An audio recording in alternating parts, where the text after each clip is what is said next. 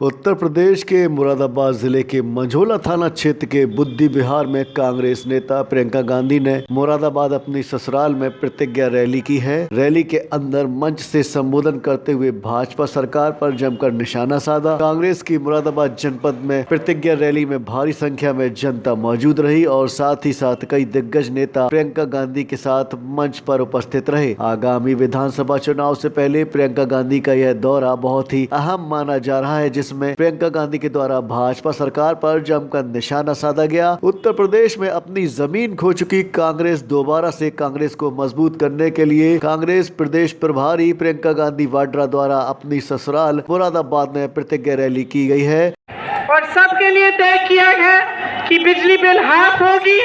Corona काल का बकाया खास तौर से जो छोटे दुकानदार छोटे व्यापारियों ने दिया वो साफ किया जाएगा। कोरोना में आपने बहुत संकट झेला, सरकार आपके प्रति आक्रामक बन गई। आपने ऑक्सीजन मांगा तो सरकार आपके पीछे पड़ गई, आपकी मदद नहीं हुई।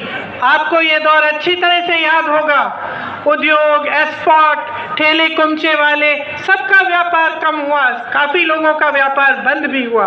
उन्हें हम फिर से मदद करना चाहते हैं कि दोबारा अपने पैरों पे खड़े हों। इसीलिए सबसे गरीब परिवार जिन्होंने सबसे ज़्यादा जिनको सबसे ज़्यादा संकट पहुंचा कोरोना से, उनको हम 25,000 रुपये देना चाहते हैं। देखिए, अगर हमारी सरकार आएगी तो चाहे कोई भी बीमारी हो, 10 लाख रुपए का इलाज सरकार मुफ्त में कराएगी।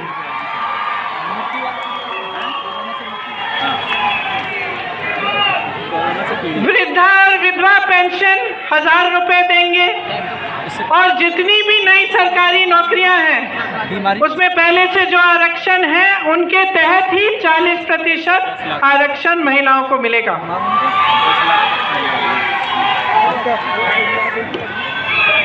सुनिए, लोकतंत्र में जनता जिंदाबाद है। मैंने आपसे पहले भी कहा, मेरी आप सबसे शिकायत है, अपने नेताओं से आप हिसाब नहीं मांगते। चुनाव आता है तो सफाई कर्मचारियों के साथ नरेंद्र मोदी जी अपनी फोटो खिंचवा लेते हैं। आगरा में अरुण वाल्मीकि के पूरे परिवार को 3-4 दिनों के लिए जेल में रख के, पुलिस स्टेशन में रख के बुरी तरह पीटा जाता है तो कुछ नहीं कहते, आप हिसाब नहीं मांगते। हाथरस में एक दलित लड़की के साथ बलात्कार किया जाता है, पुलिस प्रशासन द्वारा उसकी चिता जलाई जाती है, उसके माँ बाप को आने भी नहीं दिया जाता। प्रधानमंत्री जी चुप रहते हैं, मुख्यमंत्री जी चुप रहते हैं, आप हिसाब क्यों नहीं मांगते? किसानों का रोज रोज अपमान किया, तरह तरह की चीजें कही, देशद्रोही आंदोलन जीवी भगवान जाने क्या क्या कहा। चुनाव आ रहा है ना, अब क्या कह रहे हैं? मुझे माफ करिए, उन्होंने आपको बताया कि किस तरह से छत्तीसगढ़ में आज कांग्रेस की सरकार 2500 रुपए क्विंटल धान खरीद रही है। तो ये कोई कल्पना नहीं है, ये सच्चाई है। अगर हम कह रहे हैं, हम करके भी दिखाएंगे। देखिए, किसानों ने जो आंदोलन किया, इससे एक बहुत बड़ी बात आगे आई है कि जब आप मन बना लेते हैं, जब आप अटल रहते हैं, आप अडिग बन जाते हैं, तो सरकार को झुकना पड़ता है। सरकारों ने, किसानों ने त्याग दिया। 700 से अधिक किसान शहीद हुए। उन 700 शहीदों के लिए प्रधानमंत्री जी 2 मिनट के लिए भी संसद में मौन नहीं रहे। 2 मिनट का मौन नहीं किया, संसद में चर्चा भी नहीं की उन कानूनों पर जिन कानूनों को रद्द करने जा रहे थे। लखीमपुर के खेरी में नरसिंहार हुआ। किसानों को अपनी जीप के पहियों के तले एक मंत्री के बेटे ने कुचल कर मार डाला। प्रधानमंत्री जी ने एक लफ्ज नहीं कहा, योगी आदित्यनाथ जी ने एक लफ्ज नहीं कहा, बल्कि कुछ दिनों पहले लखनऊ आए, उनके साथ मंच पर वही मंत्री खड़े थे, आज भी मंत्री हैं, उनको बर्खास्त क्यों नहीं किया? अगर उन्होंने उन परिवारों से बात करने की कष्ट की होती जिनके बच्चे शहीद हुए, उन विधवाओं से जिनके पति शहीद हुए, तो उनको पता चलता कि वो परिवार क्या महसूस कर रहे हैं, किस संकट से गुजर रहे हैं। और उनकी एक ही गुहार है कि जब तक ये मंत्री पद पर रहेंगे तब तक हमें न्याय नहीं मिलेगा, हमें सिर्फ न्याय चाहिए।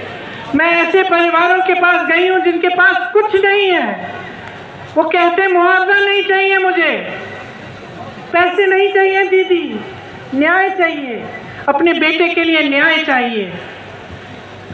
इसीलिए मैं कहना चाहती हूँ कि जो सबसे बड़ी बात किसान आंदोलन से ये निकली है कि शक्ति आपके हाथों में है, इस शक्ति को पहचानिए।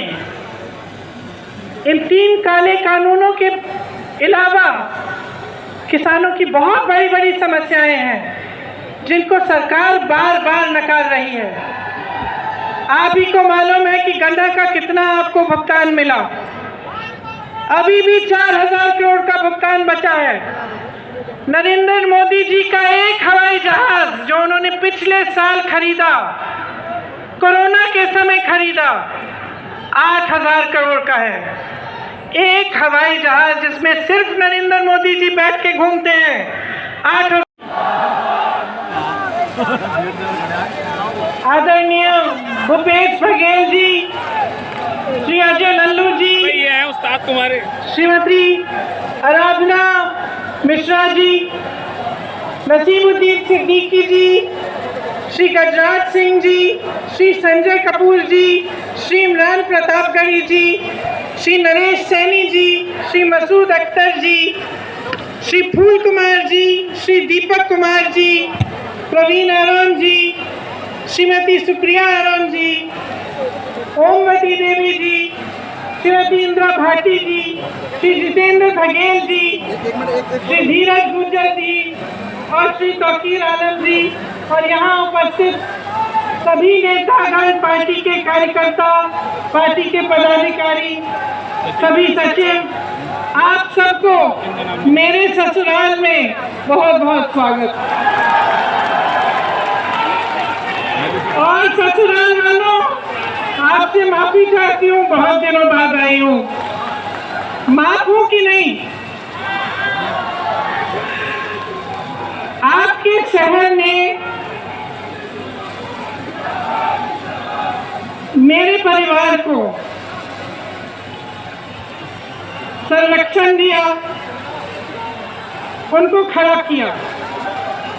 बंटवारे के बाद मेरे ससुर जी के पिता अपने परिवार को लेकर मुरादाबाद आए, यहीं से उन्होंने अपना कारोबार शुरू किया। यहाँ के हुनर, यहाँ के लोगों की मदद से, उनकी अपनी मेहनत से उन्होंने अपना जीवन बनाया, अपने बच्चों का भविष्य बनाया। आज मुझे यहाँ आकर बहुत गर्व हो रहा है और मैं आप सबको भी यहाँ इस सभा में आप सबकी भी स्वागत करना चाहती हूँ। मुरादाबाद देश विदेश में पीतल नगरी के नाम जाना जाता है। मुझे याद है शादी के वक्त एक खुशहाल शहर था, समृद्ध था, तेजी से आगे बढ़ रहा था। यहाँ उस समय हवाई अड्डे बनने की भी बात होती थी और शहर को विकसित करने की बहुत बातें होती थी। उस समय ये सब हो क्यों पाया? क्योंकि आपके हुनर के साथ साथ, व्यापारियों के मेहनत के साथ साथ, मजदूरों के मेहनत के साथ साथ आपको के पास एक ऐसी सरकार थी जिसने आपका समर्थन किया, जिसने आपको आगे बढ़ने के लिए, आपको विकसित बनाने के लिए मदद किया। मुझे याद है उस समय एक्सपोर्ट प्रमोशन काउंसिल हैंडीक्राफ्ट के लिए बनी। एक्सपोर्टरों को ड्रॉबैक मिलते थे, ब्याज की सब्सिडी मिलती थी। राजीव गांधी जी, मेरे पिताजी ने कारोबारियों के लोन भी माफ किए, टैक्स में भी मदद होती थी। उस तरह से यहाँ का कारोबार बहुत बड़ा, आपका ये शहर फूला फला आगे बढ़ा। आज स्थिति क्या है, आज हालात क्या है? जहां 8,000 करोड़ रुपए का कारोबार होता था, निर्यात होता था यहाँ से, आज 2,000 करोड़ घट गया है।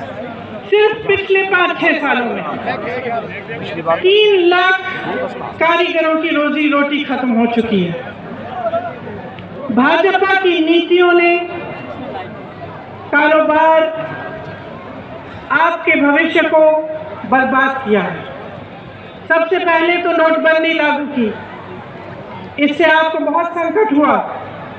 आपको बताया गया कि देश के लिए ये काम हो रहा है कि काला धन वापस आएगा, कोई काला धन वापस नहीं आया। आप सबको अच्छी तरह मालूम है कि क्या हुआ। उसी तरह से जीएसटी लागू की गई, जिससे आपकी कमर तोड़ी गई। निर्यातकों का ड्रॉबैक खत्म किया गया, ब्याज पर सब्सिडी नहीं मिलती, कारीगरों को दिहाड़ी की दिहाड़ी आधी हुई, कारोबारों में मंदी हुई, बिजली महंगी हुई, डीजल महंगा हुआ, कच्चा माल महंगा हुआ। करंट का तार रख ले इधर। उधर चीन तेजी से आगे बढ़ रहा था। जिस तरह से उन्होंने एक एक हुनर को लेके पूरे शहर में इंफ्रास्ट्रक्चर बनाया, उस तरह से हमें यहाँ भी बनाना चाहिए था। यहाँ पे सारी उपलब्धियां और सारी सुविधाएं उपलब्ध होनी चाहिए थी। यहाँ का इंफ्रास्ट्रक्चर मजबूत करना चाहिए था। यहाँ पे पूरी तरह से मदद करनी चाहिए थी ताकि आपका शहर भी विकसित हो पाए। ये सब नहीं हुआ। आपने पीतल नगरी बनाई, उद्योग नगरी बनाई, अपने हाथों से, अपने खून, अपने पसीने से बनाई। इस सरकार, ये सरकार सिर्फ अंधेर नगरी बनाती है और अंधेर नगरी का चौपट राजा है। व्यापार आज पूरे प्रदेश में चौपट है, युवाओं का भविष्य चौपट है, खेती किसानी चौपट है, महंगाई से घर का बजट चौपट है। आपने देखा होगा 27 नवंबर को यूपी टेट की परीक्षा हुई। 22 लाख युवाओं ने मेहनत की, 2 सालों के लिए काम किया।